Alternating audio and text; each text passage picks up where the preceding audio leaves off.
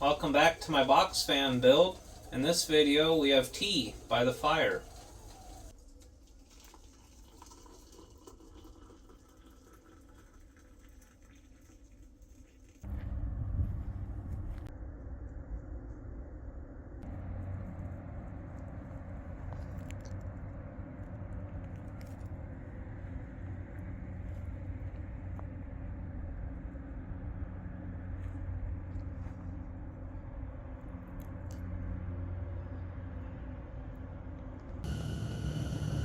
It's 13.6 degrees out today here in the Good Life state. What's the weather at your place like? I'm curious. So the first thing I'm going to do today is install this outlet because it's going to take me like 5 minutes, and I want to just kind of finish up this whole little area here. But I need to trim this outlet box down a little because it sticks out too much, like I said it would. So I'm going to use my Dremel with this really gnarly looking little saw blade on the end of it. And I really hope it does not fly off because that would destroy some stuff.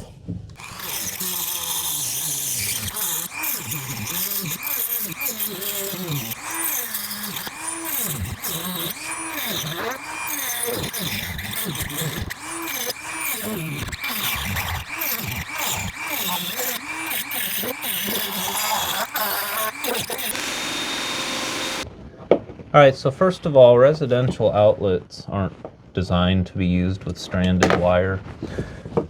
They're meant to be used with solid wire. And if you get the cheap ones, like I buy, because they have commercial ones and then they have just cheapos. And this one's not really a cheapo, but it's not a commercial one either. But if you get the cheap ones, they have provisions where you can put a 14 gauge solid wire and just stab it right in the back. It's got a little thing that kind of bites the wire. And that's like a really easy way to install these, like in a house. But if you have 12 gauge wire, you have to wrap it around the screw.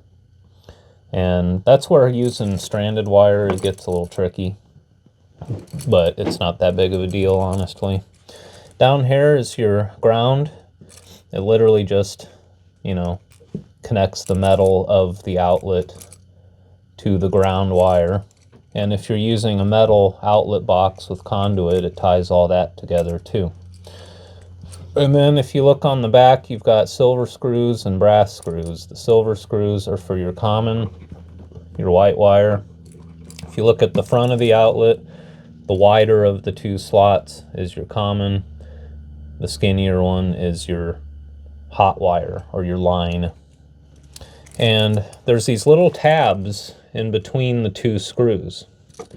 And those serve a couple of purposes. They connect the top and the bottom of the outlet together.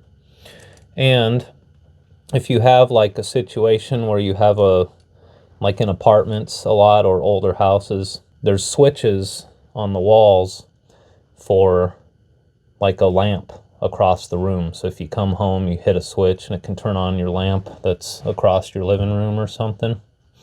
And how those work is they make it where one half of the outlet is switched. So like you break these tabs off and then you connect the wires from, say, the switch power to one side and then a constant power to the other side. That way you can have a lamp on a switch, but the other side of the outlet's always powered for whatever else. But these little tabs also act like a fuse. So what I do, and have been for years, is I'll hook up my ground here, and then I'll hook up my common to the bottom screw on one side, and then I hook up my hot, or my line, to the top screw on the other side. And what that does is it fuses the outlet between its two sides. So if you're pulling way too much power from one half or the other, it'll actually burn these little tabs off, and it acts like a fuse. So I got way too much wire here. Not really. I'm just going to leave it. It's not a bad length, actually. And what I'm going to do is trim it actually kind of long. That way I can get a good wrap around the screw. And because I'm using stranded wire, which you're really not. If you get commercial outlets, they have much better provisions for the screws. They actually have like a metal square that clamps down onto the wire. So that's kind of the way to go. But I'm just gonna trim them long and then wrap them really good, twist them up real good, I mean, so I can get a good wrap without the wires going all over the place. If you're doing solid wire, like in a house, if you look at your wire strippers, there's this little hole in the side of them. That's so you can put a bend on the wire. You just stick the wire through that hole and then you grab it and go like that.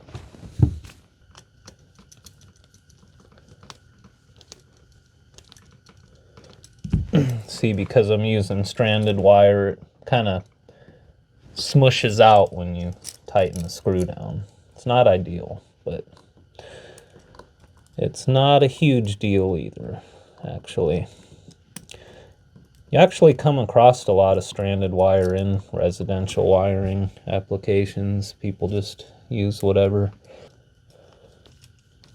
But if you are using stranded wire, like in an RV, and you're doing this, my suggestion would be to buy commercial outlets because they have a better way to clamp the wire onto the screw. So I put the common on the bottom here, and I'm going to put the hot on the top over here.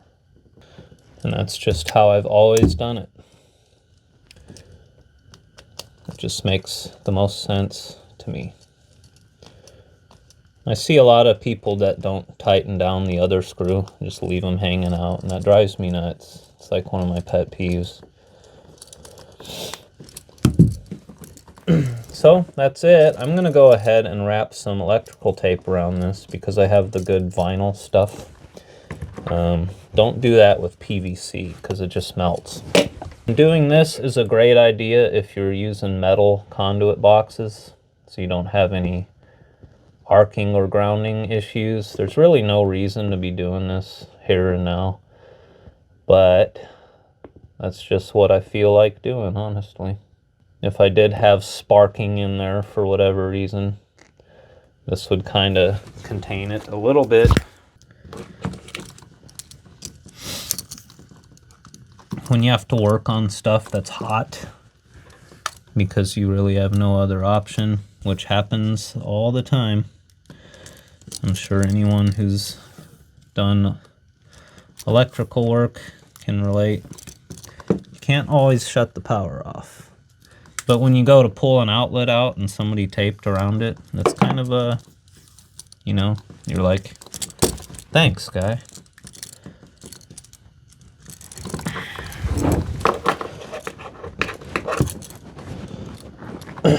And I try to like neatly smush the wires in there so there's not too much like strain on them, you know.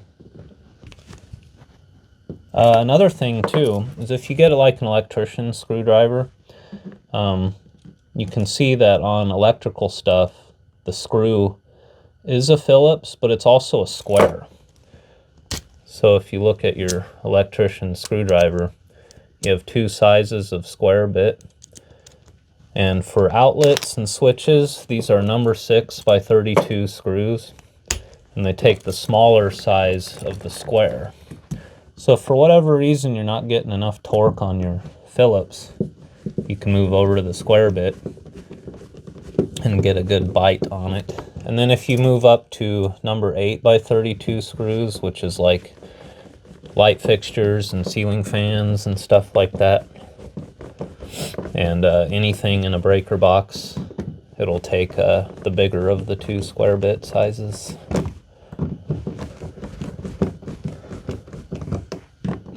If I'm doing a house or an apartment, I just use my drill, though. I'm like in such a hurry to, when you have to replace like 30 outlets and, you know, do an entire thing and as quick as possible.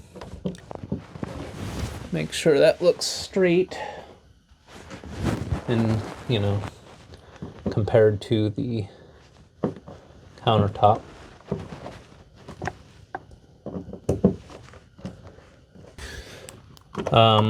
Also, when you put a GFI near anything with, or when you put an outlet near anything that gets wet, you're supposed to have a GFI.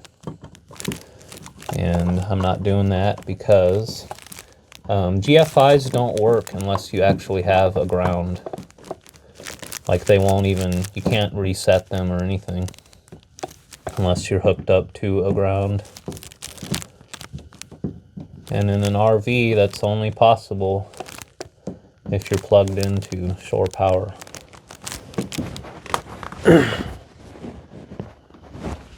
All right, one thing accomplished, didn't take long. I'm doing wood stove things in this video, so I have to start off with a disclaimer. Everything that I'm doing here is wrong by popular opinion, and this video is for entertainment purposes only. I'm just showing you how I'm doing it. I'm not telling you how to do it. And if you put a wood stove in your van, you're doing that at your own risk, as am I. The first thing I'm going to do is build my little heat shield off the back of this thing.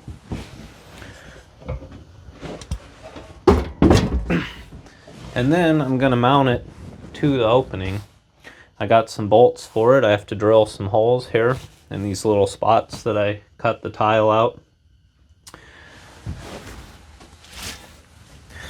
What I got here is a 20-inch wide piece of like air duct metal, basically. And it just happens to be the perfect size. How's that for working out? And I was kind of thinking about bending it to make it kind of angle forward. And I'm about to decide if I want to do that or not. I'm kind of leaning against it now because this is just such a perfect fit. But the idea here is mostly for this wall. There's going to be a pretty good amount of heat coming off of the stovepipe right off the top of the stove. And I just wanted to, because like I got this side shield here pretty high. So I just wanted to bring this back up a little bit. And the reason that I moved this forward, well, there's two reasons. One, I wanted to get it away from the wall. And then two, I wanted a little bit of counter space back here so I can put stuff. I mean, now I got plenty of room back here for whatever. I was thinking my fireplace tools, like a little shovel and a broom and stuff. But I might put those under here and then just, you know, I can put whatever there now. But I think for this metal, I'm going to mount it and then put some more of this reflecty stuff that I bought on it. And this isn't the piece of metal that I showed you in that other video. I went and bought this because that other piece wasn't wide enough. And this just happened to be the perfect width, and it was like $7. So if you are doing something similar, which is the wrong thing to do, this will save you a lot of money versus going to the metal aisle and buying a piece that way. They did have some diamond plate on sale or on like clearance, but it was still like expensive. Diamond plate is not cheap. I've decided that I am going to angle it because that's going to give me the look that I want. And to do that, all I'm going to do is straighten out this bottom edge here. And I'm going to use that as like a screwing flange, nailing flange, you know. I also bought some aluminum edge trim, but I don't think I'm going to use it. Because originally the metal that I was going to use didn't have this like rolled edge on it. So to get that, you know, that strength, so it ain't just all bendy and floppy, I was going to put that on there.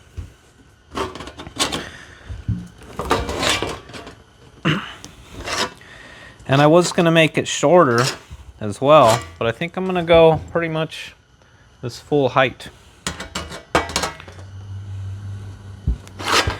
And it's not going to bend forward too much. It's just going to be a little bit. It's just not going to be straight up and down, you know.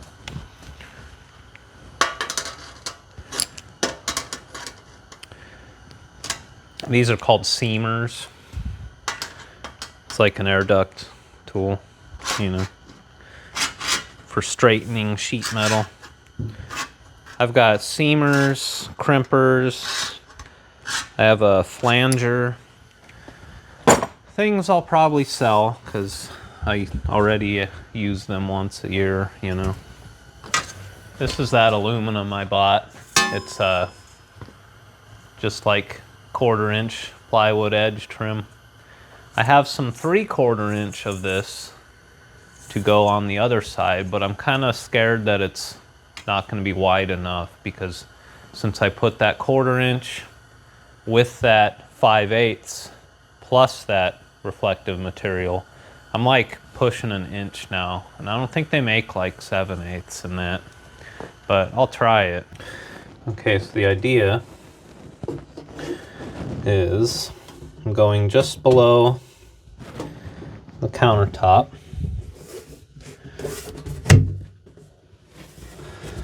Just like that. And it's just at a slight angle this way, you know. And then I'll screw it in here and up here. And that should secure it nice. And then I think back here I'm gonna caulk with that fire stop stuff that I bought. I have my assortment of the world's greatest screws ever made, Tex. Just gonna use that. There we go. That's earthquake proof. I'm gonna just kind of eyeball this now for like straightness. Actually, I'll get my tape measure. I can measure up and down here. That's the right way to do it. Alright, so here, right at 12. Right there. Gotta go up about that. We were pretty close. My eyeballs are working today.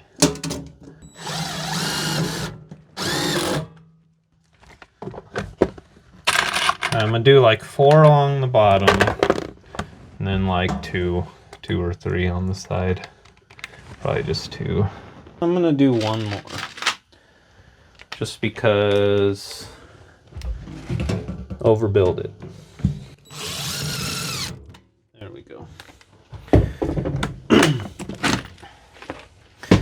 Okay, now I'm gonna cover this, the whole inside of it anyway, with that material.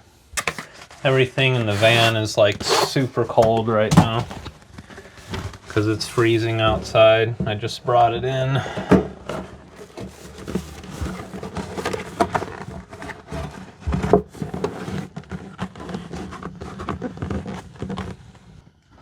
I'm gonna go get a straight edge and try to cut this stuff neatly because I want to use some of this elsewhere in the van. And then we want to overlap the left side to hide all the screws. Or now's my chance to overlap all the sides. But I think it'll look better if I don't, because you see this little bit of fiberglass popping through, and that's just ugly.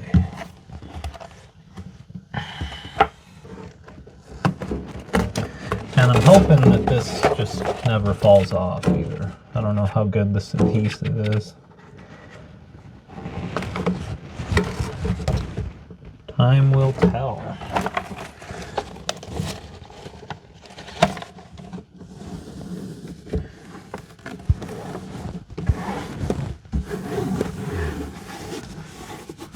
Oh yeah, that looks nice. I'll do a weird triangle, just because.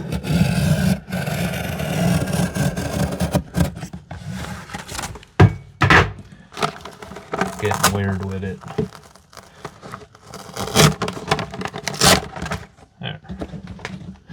There we go.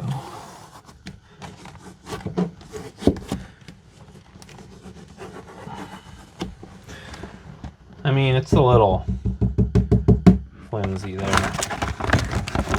But what I can do... No, not really. I was going to say I can get a screw in over here, but if I made it lower, I could have. But I'm really not worried about that.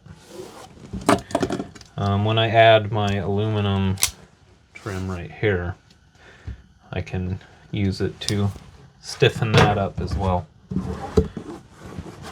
So I'm happy with this. I'm using this bit that's way too big, and I think I'm gonna have an issue in the back because there's a wooden support right under that. So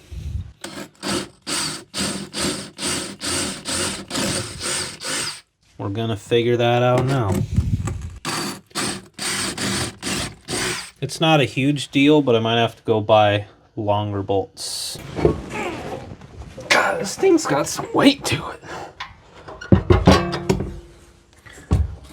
This tiny wood stove's probably 50 pounds, you know. Whew. All right, shop vac.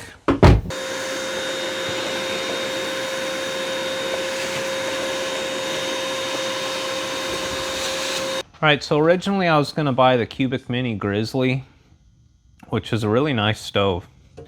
And the only reason I bought this is because of price. This is a Capybara.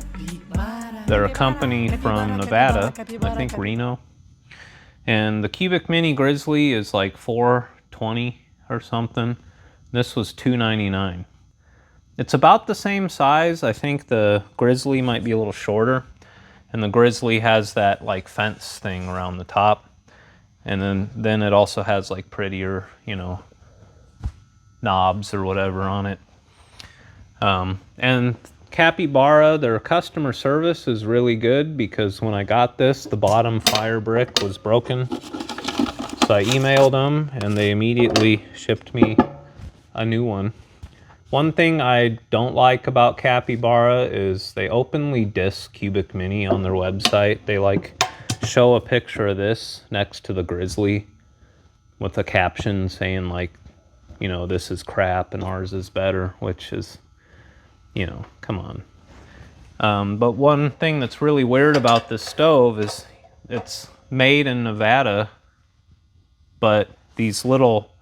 They thread the bottom of these legs, and it had like little adjustable bolts in there. But I'm gonna bolt it to the van so it doesn't move around. And I thought they were 5/16 by 18. No, they're metric. So I had to go buy some M8s so I could just screw them into the... I was gonna just tap them, but I figured for $5 I can buy some bolts. And that's how I'm gonna secure it to the van. What I'm gonna do is I got these bolts and I got fender washers. I got stainless fender washers. And I'm gonna put one right under the leg like that, all around the tile, and that will cover up those holes nicely. I'm also gonna fill them openings with that fire block. And then I'll have the bolt run up through the cabinet, threaded right into the stove, and then I have more fender washers for the bottom. So that's how I'll secure it. But because those back two holes go through a 2x2 right there, I'm gonna go buy a couple much longer M8s. And that's how I'll mount the stove to the van. All right, so here's the thing that I'm really doing wrong and you should not copy me on, is the exhaust. If you're gonna do this, find a spot in your van where you can just go straight out the roof, because that's the way to do it. I designed my van where that's not an option. I can go up and then 90 out the wall, which ain't that bad. honestly. That's how a lot of old houses were and stuff, you know. But, so I originally was doing it, I mocked it all up with B-vent, which is a double wall that is the exact same like dimensions and design as pellet vent. And that's where I drilled my hole through the roof and had it all where it fit. And then I figured out right away that B-vent is definitely not the way to go because the inner pipe of it is aluminum, which you don't want that for a wood stove. It gets way too hot. So then I decided I'm going to do pellet vent. The outer wall of pellet vent is galvanized metal. And apparently if you get that like way too hot, it can produce like toxic gas, which, you know, I've welded galvanized shit together and yeah, it's true. But I don't honestly think it's going to get that hot where that would be an issue. But I started looking into all kinds of other options just to be on the safe side, because I'm going to have my cat with me. I don't want anything to happen to her. And this piece of metal I just installed here is galvanized, but it's not actually like part of the stove. It's inches away. This piece here that's permanently mounted in my roof now is pellet vent. The inside portion of it is stainless steel and the outer portion is galvanized. And then there's about a 1/2 inch gap between the two. And then it has like a nice little gasket like this on it. And the point of doing double wall and why I wanted pellet vent so badly is because heat. It keeps the heat in the pipe where it won't like cook my ceiling too much or like damage anything in my van from excessive heat. Because I did build this thing with polystyrene foam, which melts and catches fire if, you know, you have to have basically have fire touch it to get it to light up.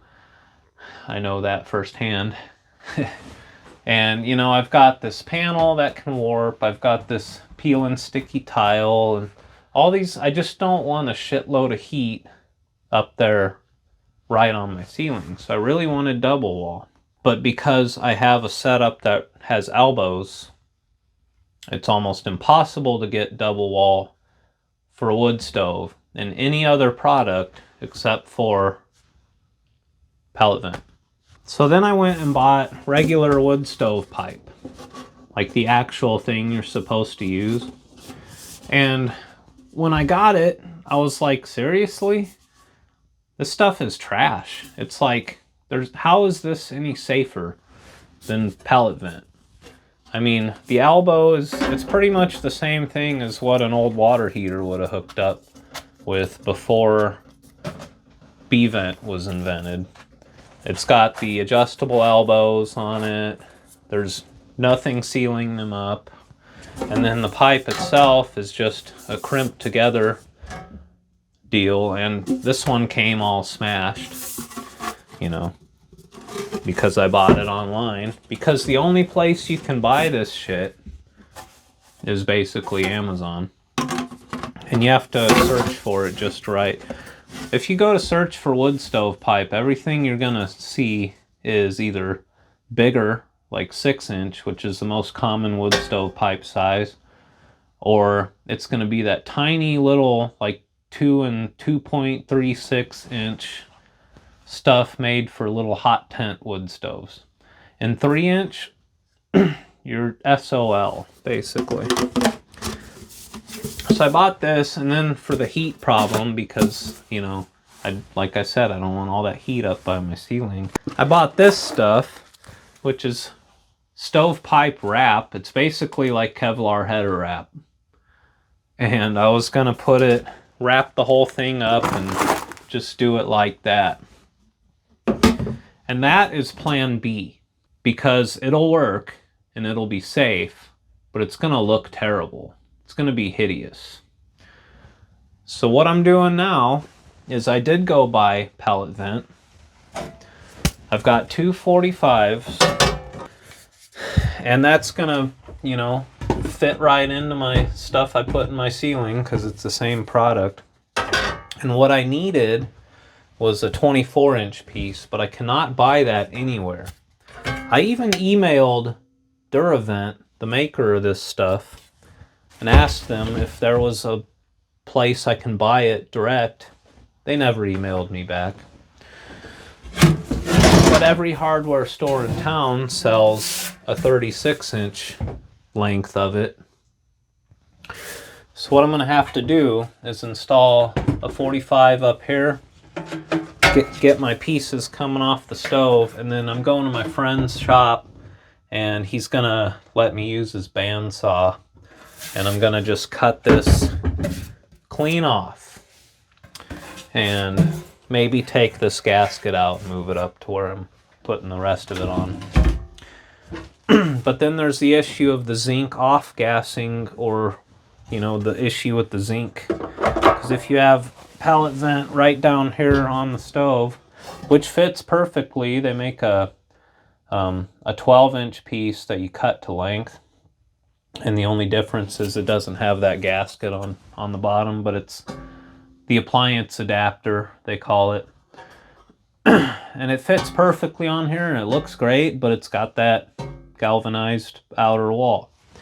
So then I was going to just take this piece of the actual stovepipe that I bought and put that coming off of the stove, and then cut it, and then run it right into this.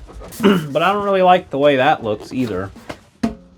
And I don't like this being single wall, even just coming off the stove, because it's still just more heat than I want. I just want the heat from the stove box itself, basically. And again, this is all smashed and ugly, and I don't like it. So then I went back to Cubic Mini and bought a 12-inch section of their stainless steel double wall. And that's my plan now, is to come directly off the stove with the Cubic Mini's pipe, which is really nice, by the way. And then go right into the pellet vent with that. But it doesn't quite fit right. I ended up crimping this further than it was, like out the box. I have crimpers. And that got it to fit like in there. But I don't really like the way that looks either. It's just still not quite up to my standards. I want this to look good, you know. So what I'm doing now, and this is like ludicrous, the way their double wall stainless works is there's really not much of a gap between the two pieces at all. And then up here on the crimped side, they actually like spot welded it right there. So what I'm about to do now is I'm going to drill out these spot welds, separate the two pieces, and then use an expander on the outer portion and get it to fit over, like between the two walls of the pellet vent, and then the crimped inner pipe is going to fit inside the inner wall of the pellet vent. So I'm doing this all wrong, and all just my own crazy. This is like my crazy endeavor right here. But it's gonna look really good when I'm done, and I think it's gonna be safe. Because it's all stainless, it's gonna look pretty, you know. It's gonna be nice, and it's gonna have that tarnished stainless patina look after I burn it in. It's going to not get too hot anywhere, and I don't think I'm gonna have to worry about any of that like galvanized coating burning off issue, because this is how far away my galvanized portion of the stove exhaust is going to be from the heat source. I mean, a whole foot. So this right here is not going to get I think it's got to be like freaking 1,000 degrees for the zinc to burn off of this stuff anyway.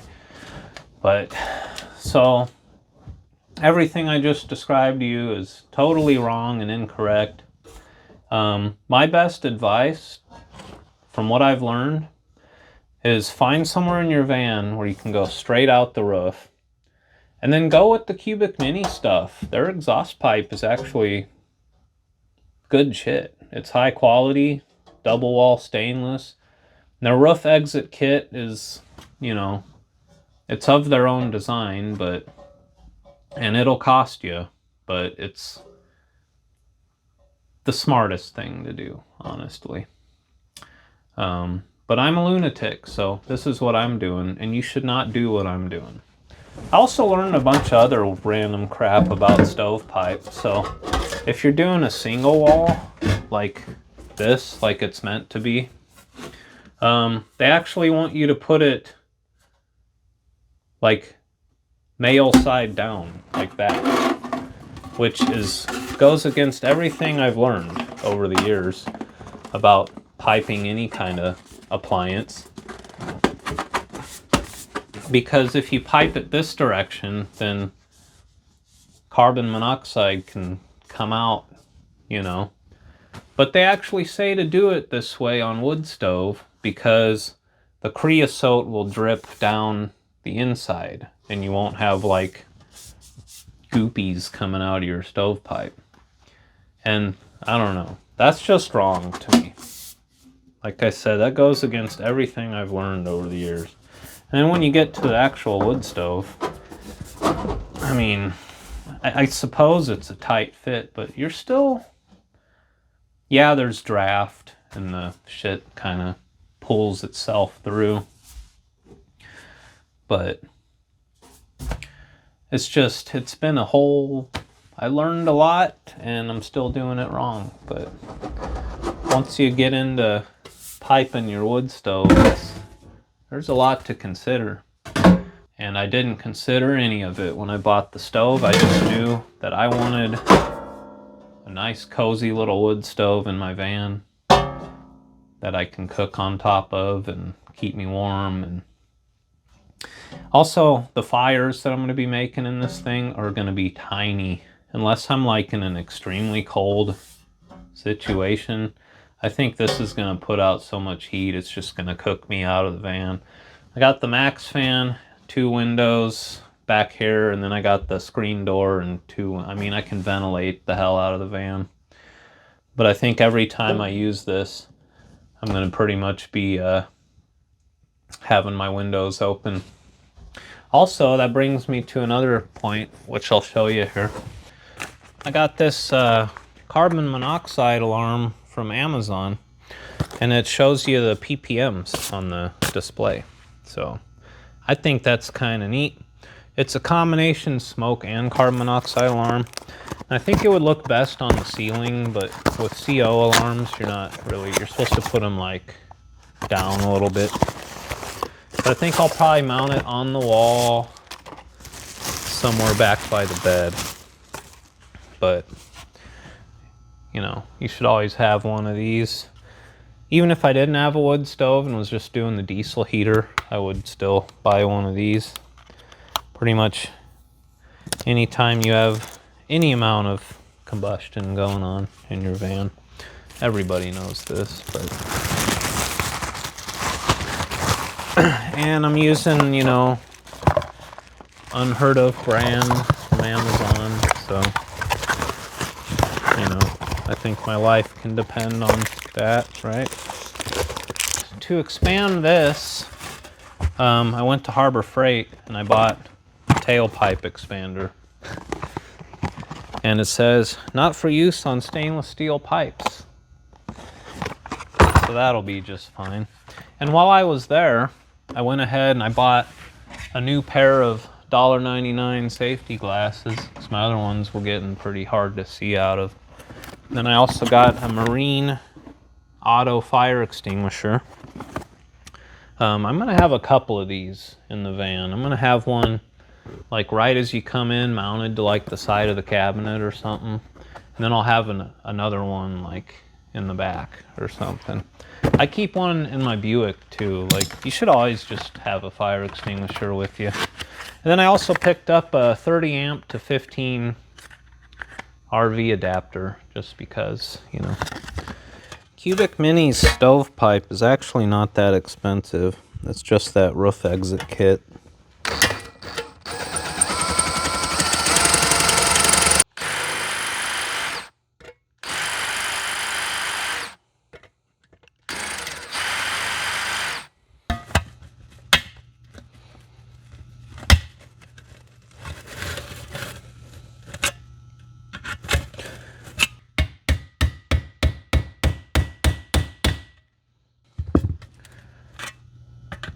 Yep.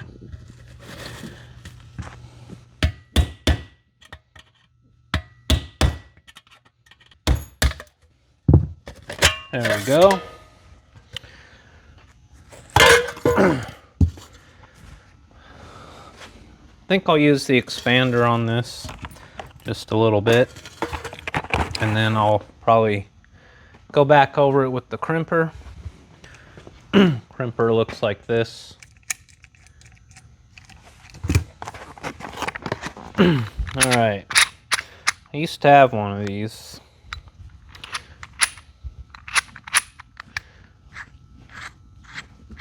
Basically, you just tighten the screw and it squishes these together and expands these out.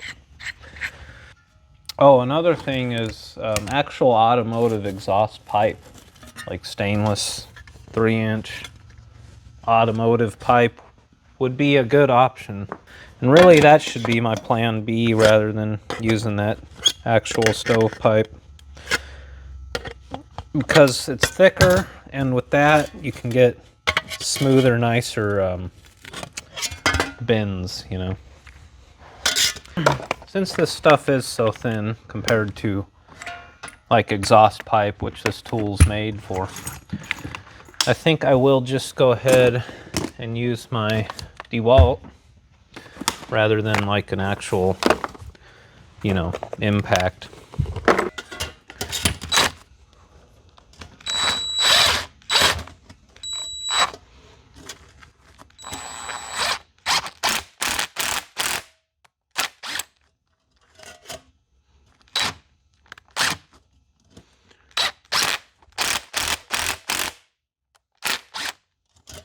It's working well.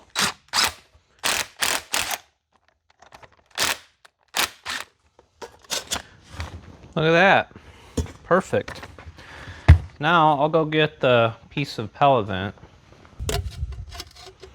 Okay. Yeah. I think I'll go a little bigger, actually. I'll go a little bit bigger with it.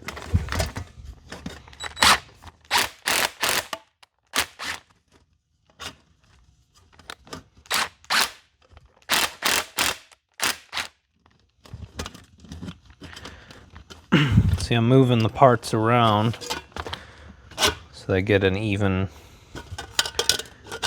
smush on it.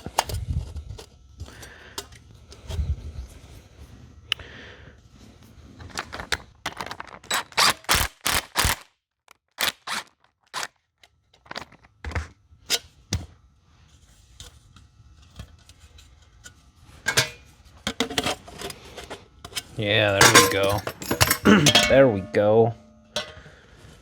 Smush that seam back on there. Hey, that's a nice fit right there.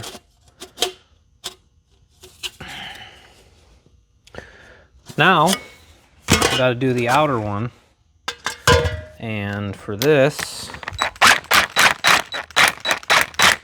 I'm hoping I don't just totally tear it right there. I probably will. That's almost guaranteed. But this isn't the primary pipe. This is just the outer.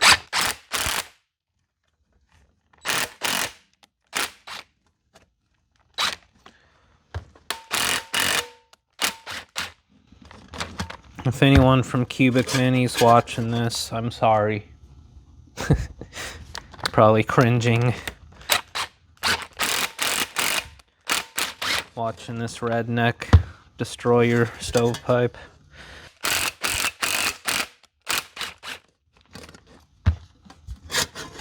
I'm insane, I know.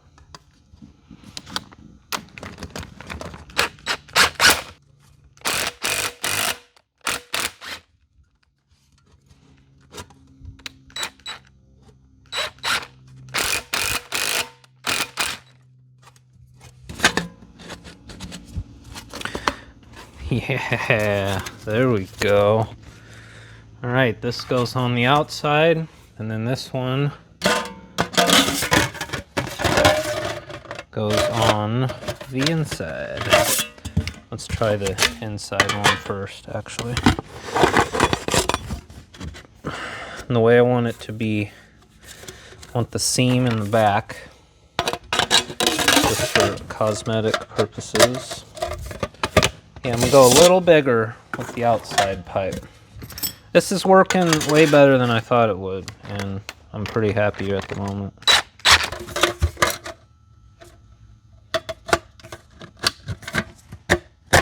Boom! Haha! Alright, if anybody wants to buy a 3 to 3.5 inch tailpipe expander, I paid 35 bucks for this, and I'm probably never going to use it again. So, oh yeah, look at that. That is nice. Should I peel the film off? The Cubic Mini pipe comes with screws, but I don't know if I'm going to be able to. That's thick. I'd have to pre-drill. I don't know if it's necessary, honestly.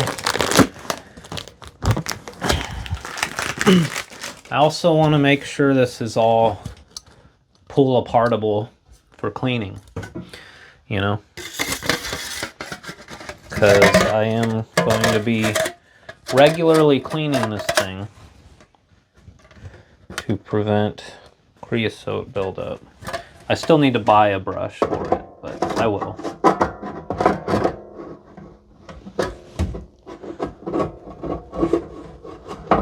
There we go. Look at that. See?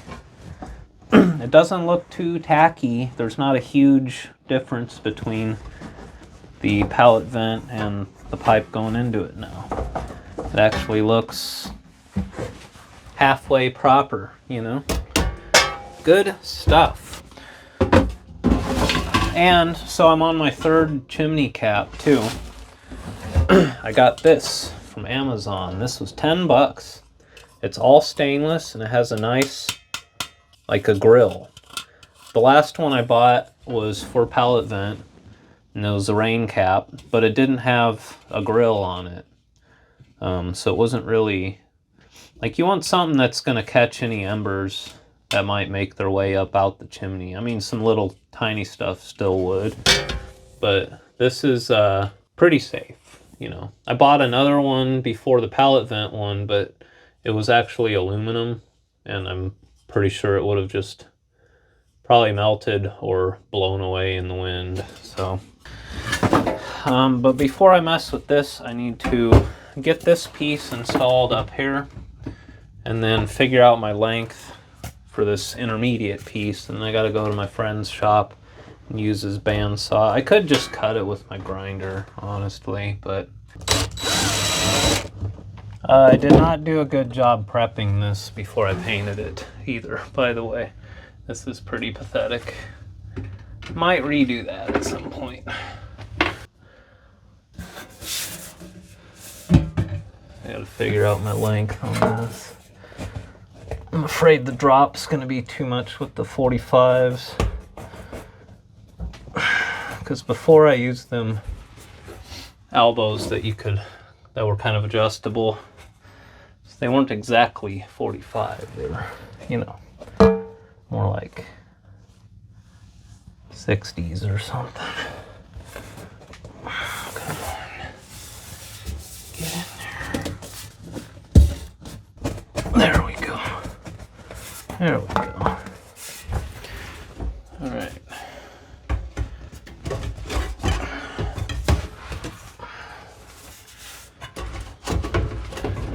I gotta get a good line scribed on here.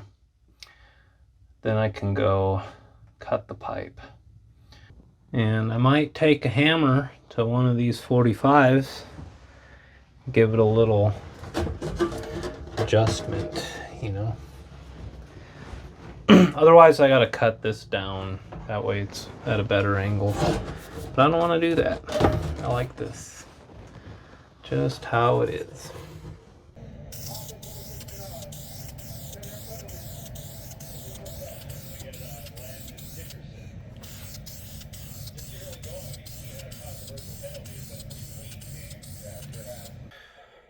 Alright, the stove is bolted in. This is just temporary, but I got my stainless fender washers up here. And then underneath, I had to move my water tank. I've got the bolts, again with fender washers. Alright, I went to my friend Tom's shop because he has better tools than I. And I ended up cutting about an inch off the top of this stainless, just on the outside portion. And I got pretty much everything fitted and working. I gotta get them stickers off, touch up some paint, kind of beat this stuff up, getting it fitted. It's all sealed up good. That angle looks, you know, not the best. I'll try to work on that. But I'm limited by the fact that these elbows aren't adjustable. They make 60-degree ones, but I can't buy them. Like I said, I reached out to Duravent asking if there's a place I can buy their stuff, and they never replied. So, kind of limited by what I got at Menards. Lowe's and Home Depot around me doesn't even sell pellet vent. And as you know, I already tried going to like a fireplace store and all that, but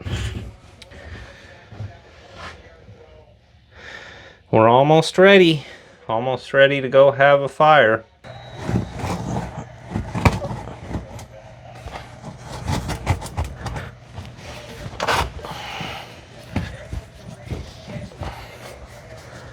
There we go.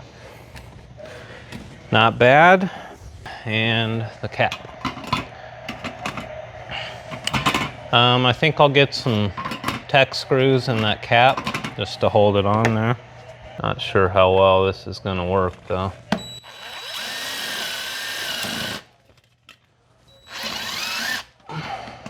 Oh, worked great. Best screw ever made. I'm gonna get 3 of them.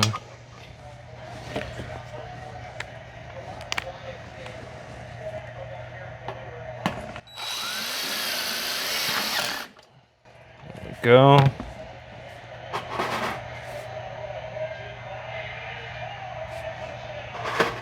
I was hoping they'd get at least a touchdown. I mean, they can't have 0 points in the Super Bowl, right? All right, we have a chimney with a good cap. It's a nice tall one. There's my pipe plug for when not in use. Everything looks good up here. I think I'm ready to have a fire, guys. I can't tonight. Wow, this is from January 3rd, 23. This sat on the shelf for like 2 years. All right, up here I got some of this thermal blanket around the foam and then an entire tube almost of fire block. I just caked it in there. Got my little thermometer on here. It's magnetic. I had one for the stovepipe too, but now that I'm doing double wall and stainless, there's, you know, can't magnet to that. I peeled the stickers off and touched up the paint on all the fittings. I'm just gonna let that dry overnight. And I've got some fire block back here, just so nothing can fall and burn the plywood for the countertop. You ever seen a guy cut firewood with a miter saw?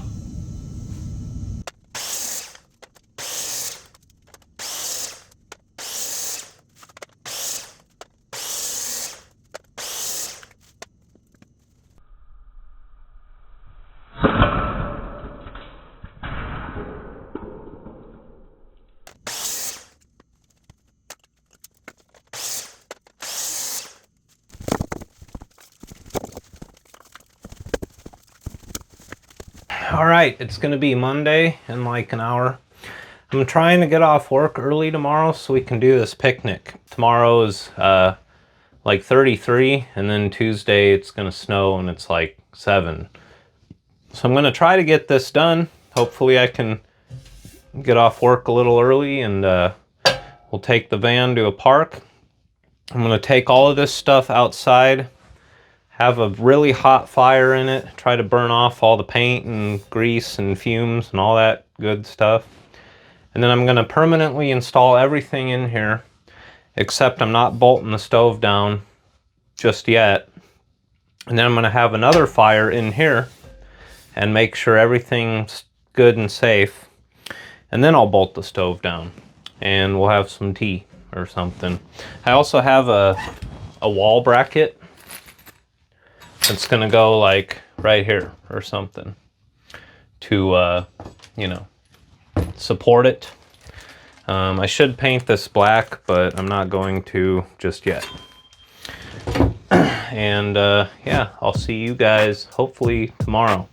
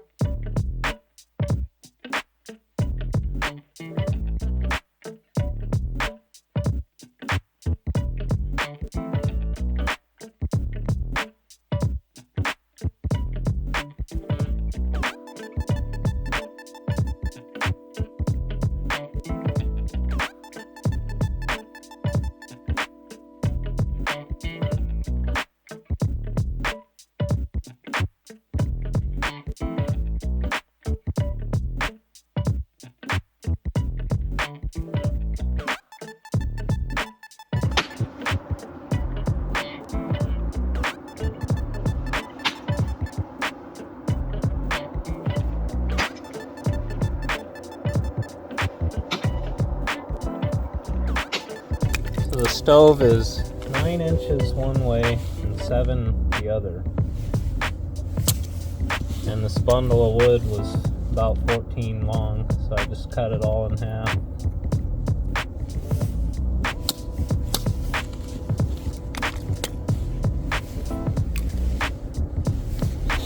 And I'm gonna try these little fire lighting squares. It says suitable for wood stoves.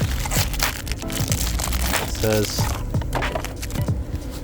break off 3 or less squares, stand on edge with edges touching. I'm gonna try it with like, we'll do 2.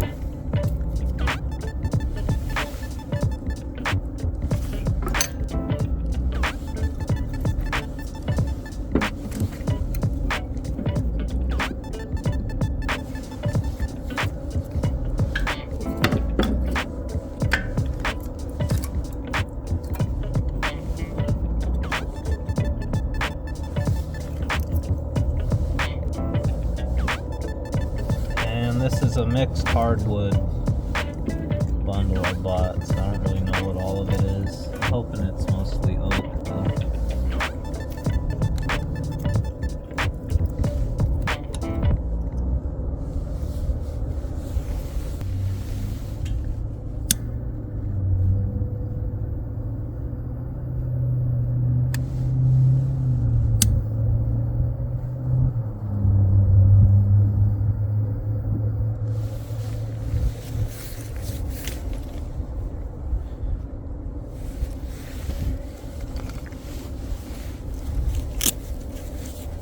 Hey, smoke's already coming out the chimney top.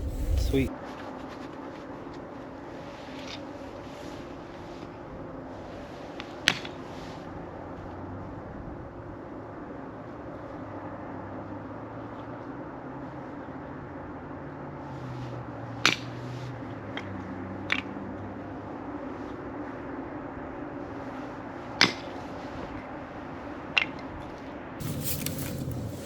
Hell yeah, we got fire, guys.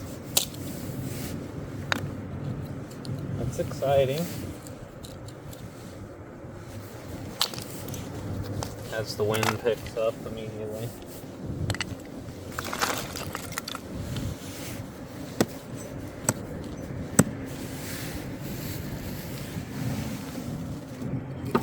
Oops. Knocked my fire over right away.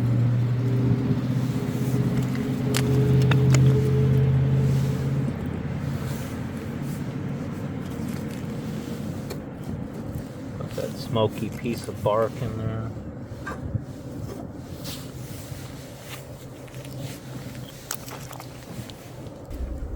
Wonder how quick it's gonna soot up the window, you know? Wonder if I should wait till it really gets going first.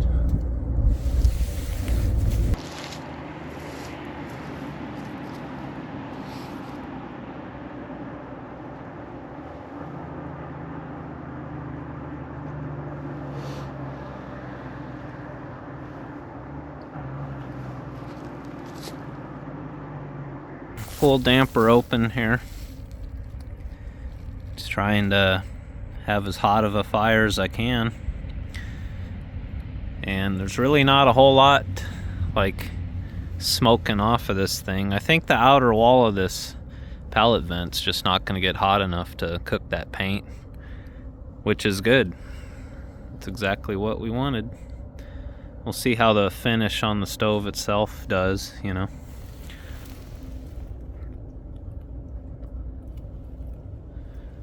But, you know, in the van, I would, like, shut the damper a little and, you know, still, that's a pretty decent little fire. It does get decently warm, this pipe. But I can still touch it, you know? It's not like melting my zip ties or nothing. I think it's gonna be safe enough for my ceiling. A lot of heat right here. I can touch it, but not for long. And the closer you get to the stove, obviously, the hotter it gets. Up here, though, right by where the ceiling will be. Not bad. See, I assumed the window would, like, soot up immediately. Everyone else's stoves I see looks like that. So far so good though. That's a big fire though. Can't really have a bigger fire than that in there. That's full throttle. I think I'm gonna let this burn out and then scoop it out and then put it in the van. Set it all back up again and then have a second fire. I got about 2 more hours of daylight. This smells really good. It's smoking now because the fire's going out.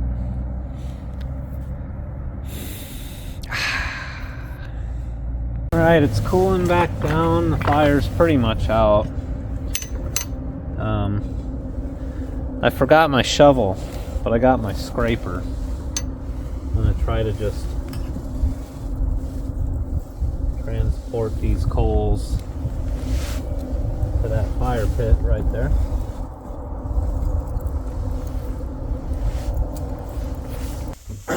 Alright, now it's time for the scary part. I decided to leave the trim plate off up here for now, just so I can kind of keep an eye on what it's looking like in the ceiling, you know. Alright, it's time. Scary moment of truth. I brought my welding gloves. Yes, I do own welding gloves. In case for some reason I gotta get this thing out of here fast. And I didn't bolt it down for that same reason. But I'm gonna have a fire in it, a much smaller fire, and just continually monitor it the entire time. Make sure nothing up there by the ceiling's getting too hot, and just make sure like these areas aren't getting too hot. I think it's going to be just fine.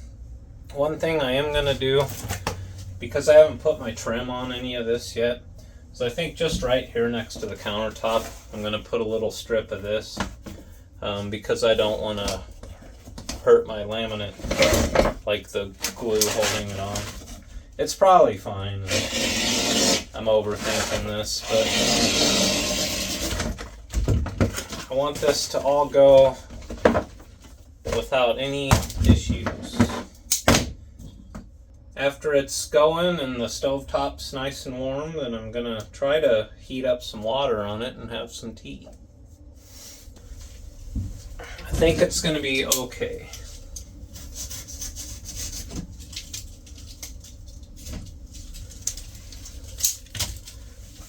I think the Cubic Mini roof exit kit is probably the safest way to go, because all that insulation in it, which I could do in my ceiling. I could buy fiberglass insulation and stuff it up in there. We'll see. I got fire stop caulk and this reflective thermal blanket shit in there. So I also got the fire extinguisher that I bought, and then I brought the one from the shop too, and I'm hoping not to have to use them. And I got like 5 bottles of water, which I'm just going to use for drinking and making tea, but you know, there's that.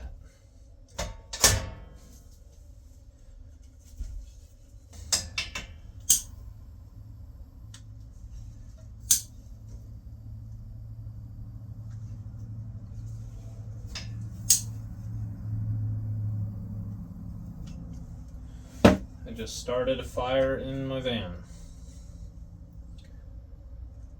It'll be okay, right? Everything's gonna be alright.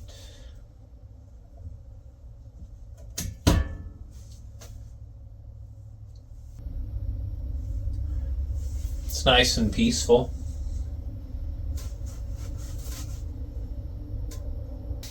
I'm gonna straighten this out better, you know.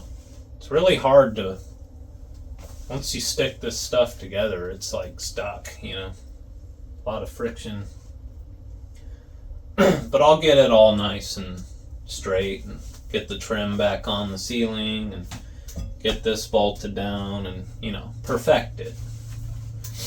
For now, I just need it all stuck together so it can work like it should.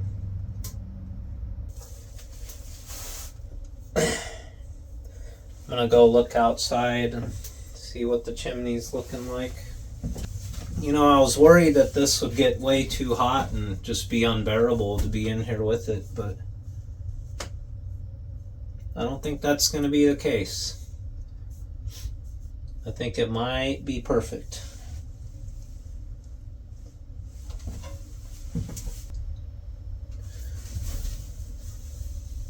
This sidewall is still just cold to the touch.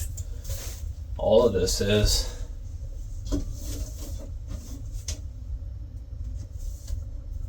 That is like super hot.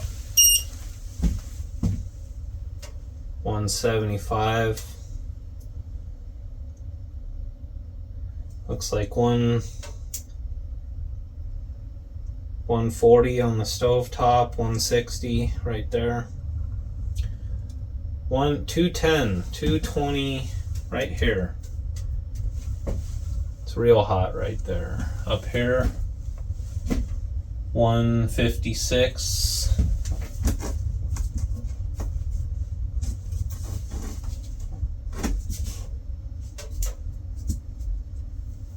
Okay. Wonder if I damp it down a little. And you could visually see like instant results when I did that.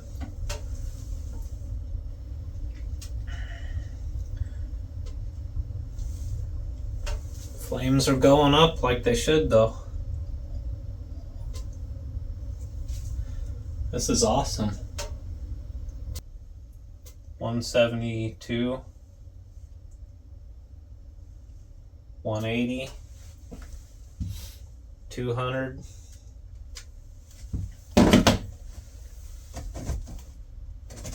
The surrounding area is cold though. Everything, like the foam and everything in the ceiling cavity is nice and cold. It's just the pipe itself. Ceiling not too hot.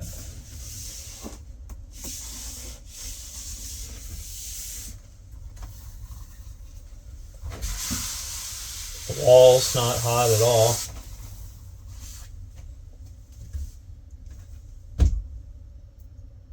Yeah, everything surrounding the stove is still nice and cool. We're up to pushing 200 on the gauge on the top. I'm gonna add more wood now.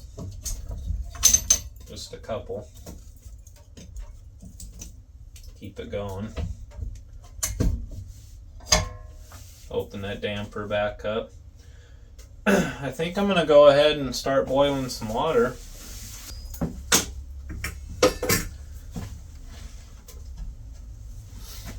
It still has kind of that like paint smell to it, but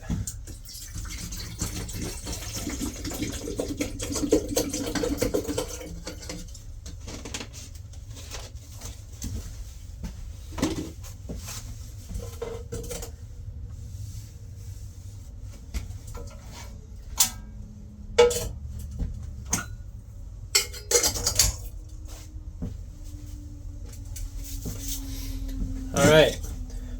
If this doesn't get hot enough, I got my jet boil, but I don't really see any reason why it wouldn't.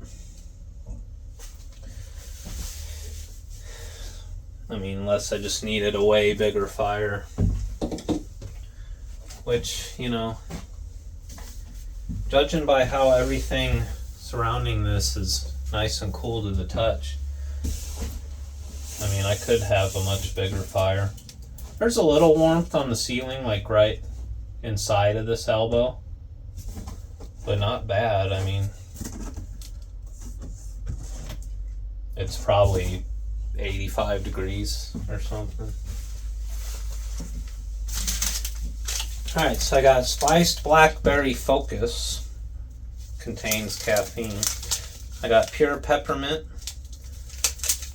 for digestion, lemon ginger, same thing, and then spiced apple chai.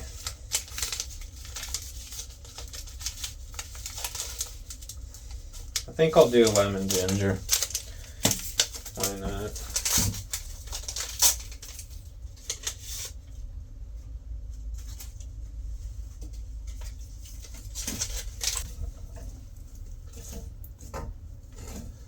Add another piece, why not? Let's really get her going in here. No smoke leaks though. Like, not at all. I mean, this thing is sealed. Nice clean burn.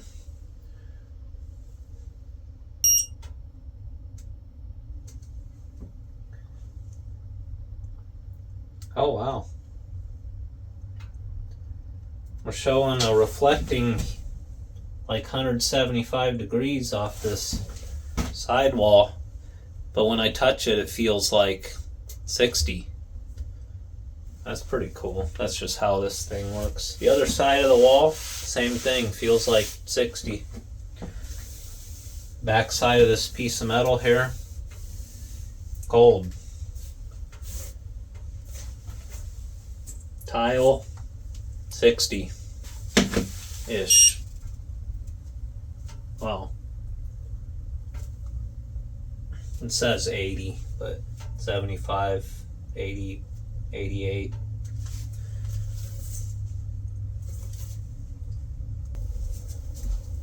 I mean, I can touch that. That's not bad at all.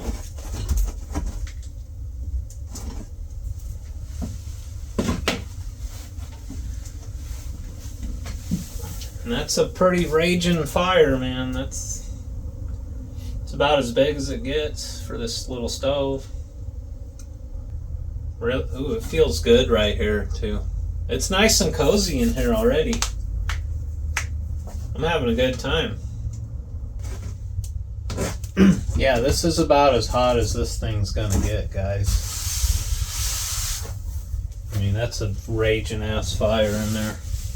I should actually probably turn it down a little. Go halfway with it.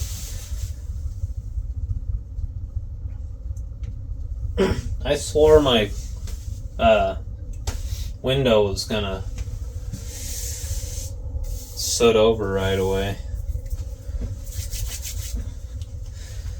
Heck yeah.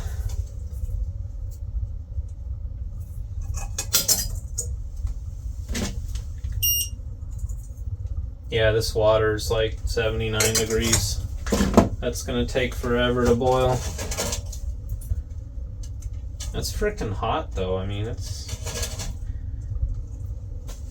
we'll just see what happens. If we have tea, great. I did intend on, cooking on this thing all the time. Watch other YouTubers doing it. You know who I'm talking about.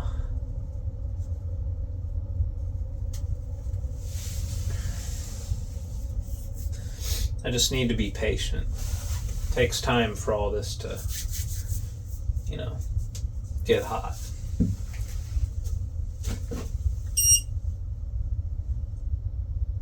Yeah, I'm showing 83 inside the wall or ceiling cavity, and then 175 on the actual pipe going out.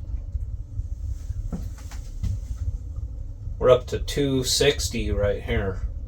This is the hottest part.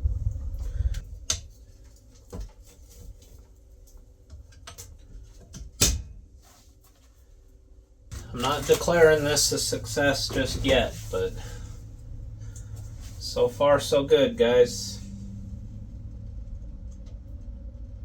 I'm gonna have tea, let it all burn out and cool down, and then bolt this stove down and then go home.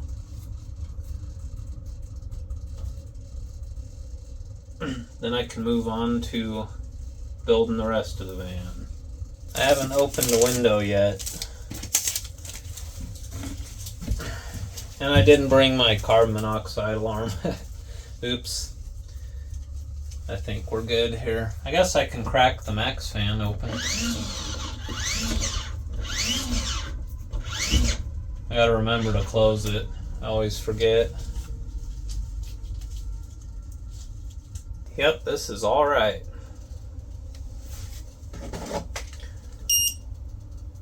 It's 70 degrees in here at the ceiling. The floor is 52. Outside it's like maybe 32, 33.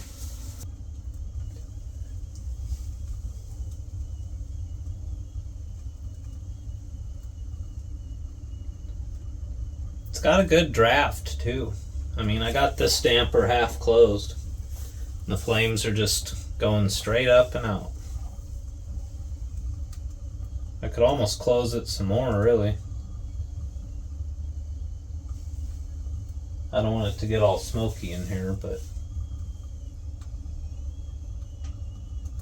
Alright, one more piece.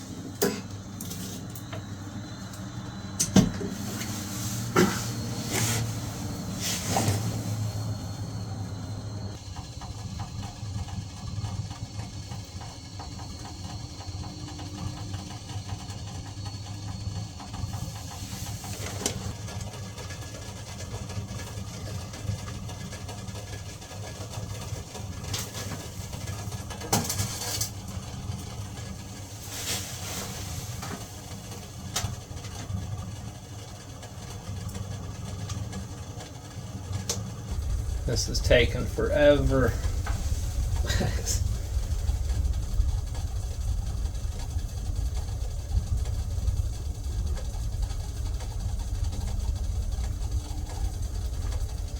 I'll have all the time in the world for this, you know, a year from now.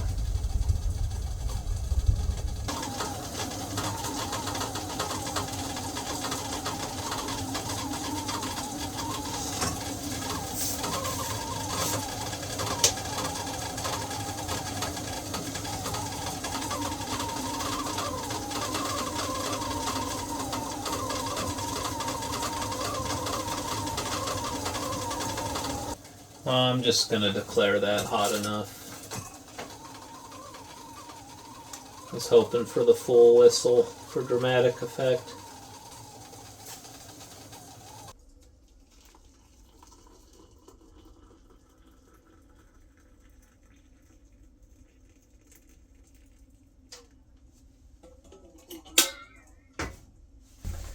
It is so nice and warm and cozy in here. It is cold as hell out there, but it's like 70 in here. It's awesome. And that's with the cab windows cracked. Letting the fire die out. This was a success.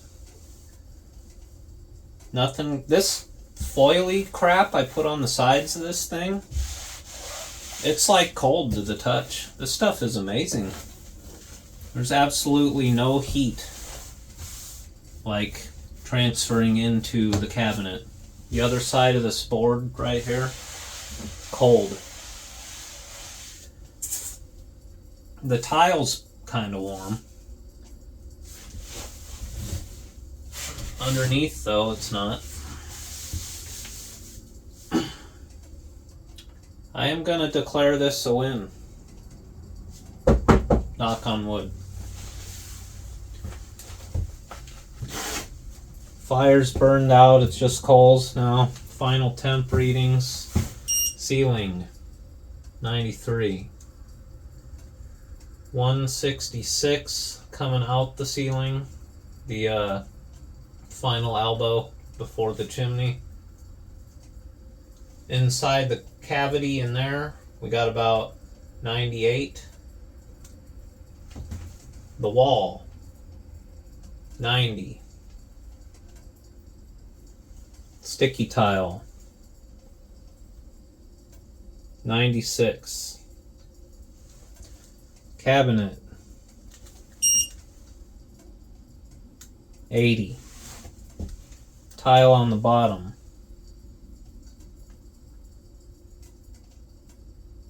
102.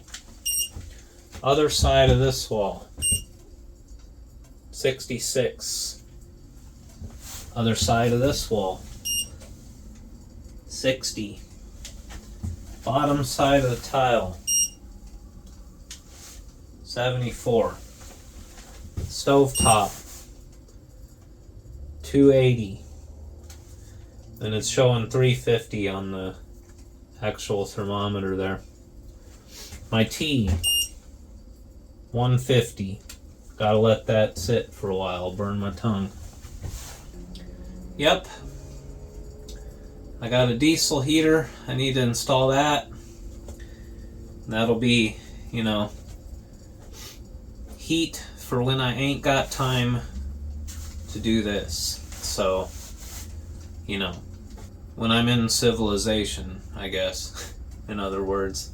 I guess now's a good time to show you guys what I'm doing for AC.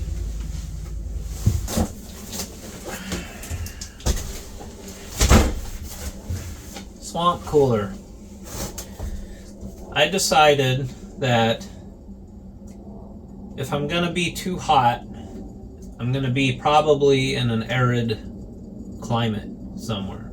The desert, the Southwest, Arizona, Nevada, New Mexico.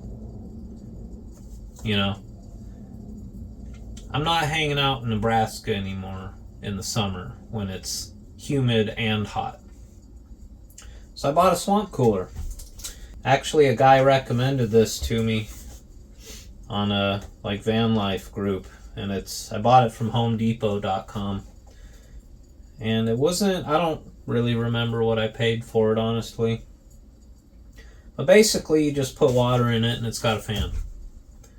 And it's going to use, you know, half an amp. So, that's my AC. I've decided I'm not doing a split unit. I just don't really have anywhere to put it. And I just don't think it's necessary, to be honest. I kind of like it hot. Not when I'm sleeping, but yeah, that's the plan. And you know what? If I decide I need AC, I can do that some other time. Originally, I was going to put a split unit and have the evaporator like right here or right behind you in the middle of the front wall. But I'm actually going to be building a cabinet up there too. And I'm not going to have one on the ceiling because I think an exhaust fan is more important, you know. So that's my plan. Wood stove, diesel heater, that's my heat. This thing, which I probably won't use this that often. I mean, one good thing about being a nomad is you can just travel with the weather, you know. In the middle of summer, I'm going to the mountains. I'm going to go up to 9,000 feet where it's 70. I don't need to suffer anymore. So I definitely need to build my rest of my wall right here and insulate that trunk, because I do feel a lot of cold under there.